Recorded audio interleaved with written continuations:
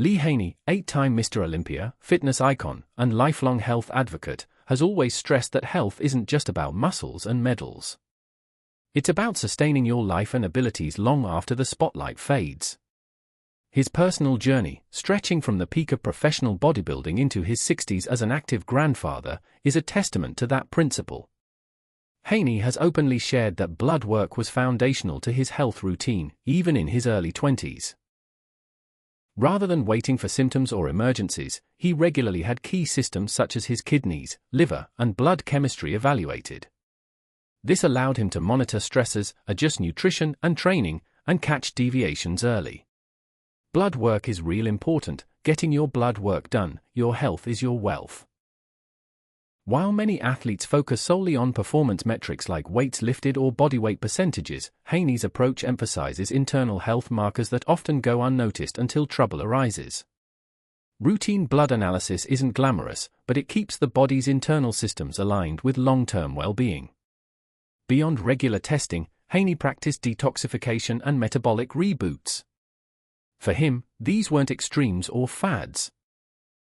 They were structured resets that helped maintain balance after intense training cycles, diet phases, and the physical toll of competition. This philosophy aligns with a broader view he's shared elsewhere. Systemic cleansing and detox after holidays or heavy cycles can help fight chronic conditions like high blood pressure and heart disease. Haney often reminds people that physical fitness is part of life, not life itself. His famous philosophy exercise to stimulate, not annihilate speaks to controlled, balanced training rather than extremes that wear the body down. While he built one of the greatest physiques in history, he's equally proud of how he maintained his health decades later. Running around with his grandchildren. Touring and working without chronic illness. Enjoying life's fruits without medical setbacks. For Haney, this isn't luck, it's discipline applied consistently, long before health issues manifest. Haney's teachings echo an age-old but sometimes forgotten truth. Your health is the greatest wealth you'll ever have.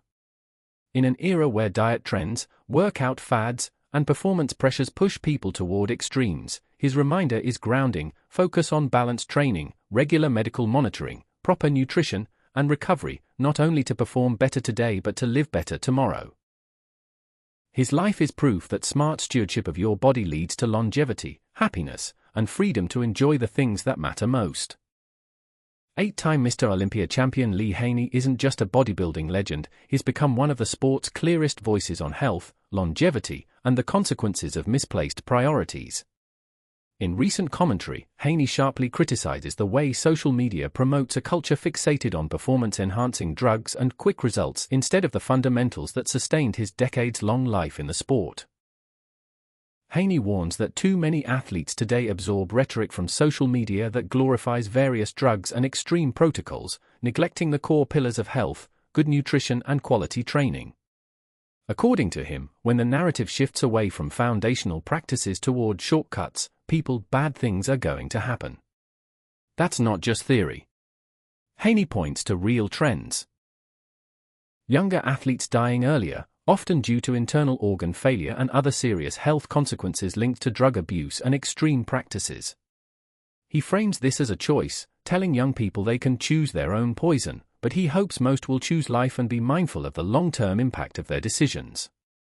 For Haney, fitness isn't just about appearances, it's about sustainable health. While flashy compounds and hacks might grab attention online, they rarely deliver lasting wellness. Instead, real progress comes from education and adherence to time-tested principles like balanced whole food nutrition, proper strength training and conditioning, regular medical monitoring and self-care. These were the pillars Haney lived by during his competitive years and continues to advocate for now. You can choose your own poison. I hope that you choose life and be mindful of things like that.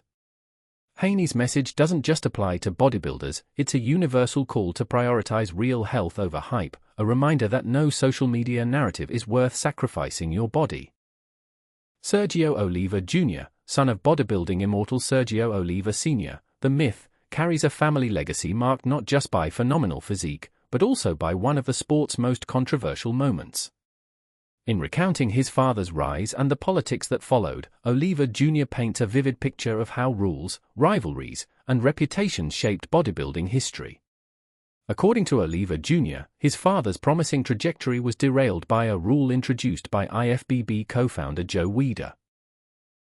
After guest posing in Mexico during the early 1970s, Oliva Sr. celebrated with the crowd, and apparently came face-to-face with Weider and fellow champion Arnold Schwarzenegger.